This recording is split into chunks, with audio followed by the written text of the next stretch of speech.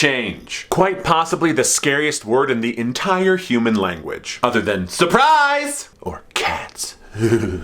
But the idea of change at the core of most human beings is an absolute nightmare. But the only constant in life is change. No, it's not. But life is all about seasons. Yeah, from an external perspective. Are you going to get weirdly deep and add on an extra descriptive word to a popular saying in order to point out both the fallacy of the initial statement and formulate a more complete vision going forward? Yeah, that's exactly what I'm going to do. So predictable. The only constant in life is external change. Things around you, jobs, friends, family, the economy, your favorite show getting canceled, will all be in a near constant state of ebb and flow. But you, that was super aggressive. You changing? That's not a guarantee in this life at all. Because the only person that can make any course correction or major turnaround when it comes to you is you, pumpkin. Okay?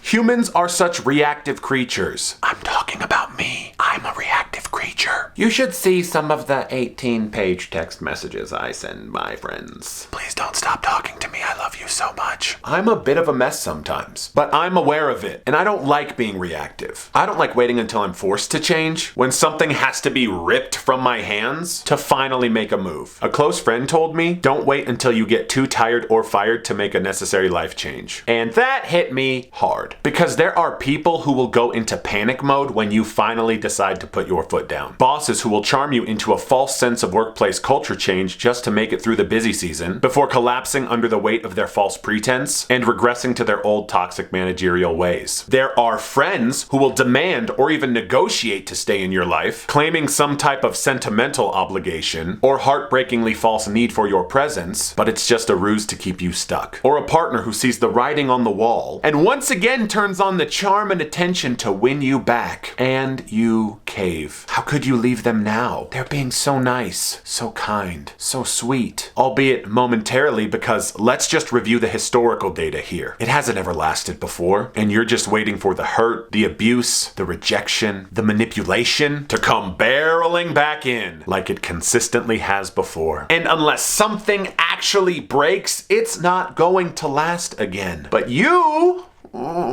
stay unmoving, unimpressed, unchanged. Be honest with yourself. Do you actually want things to get better? Or are you just terrified of things changing? Of what's out there? Of losing comfort? Of losing familiarity? Of feeling lost and out of control because heaven forbid you uncover that the devil working with you, the devil standing next to you, or the devil sleeping in your bed isn't anything compared to the devil lurking inside of you. And as long as you have someone or something else to draw your focus, you don't have to confront and slay that monster staring back at you in the mirror. Yeah. That got a little intense, but it's the story of my life. Until I was willing to face what I had let myself become, I wasn't ready to discover who I was always meant to be. Until you face what you have let yourself become, you will never be ready to discover who you were always meant to be. I've become someone who stays home all day watching Disney Plus. Yeah, you are cut off! I am still mentally, emotionally, and spiritually detoxing, but I finally climbed out of the poisonous life I was slowly dying in. I want you all to want to live the best lives possible outside of the poison. I do. But you have to want to change. That's on you.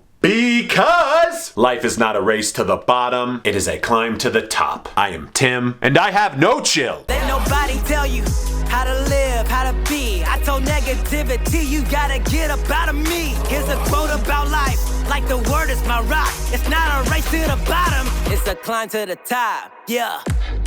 That line should be in one of those transcendent coming-of-age moments in a Disney movie. Rafiki just roasting Simba for running off and forsaking his entire pride. Until you face what you have let yourself become, you will never be ready to discover who you were always meant to be. Asan, quesan, squash, banana.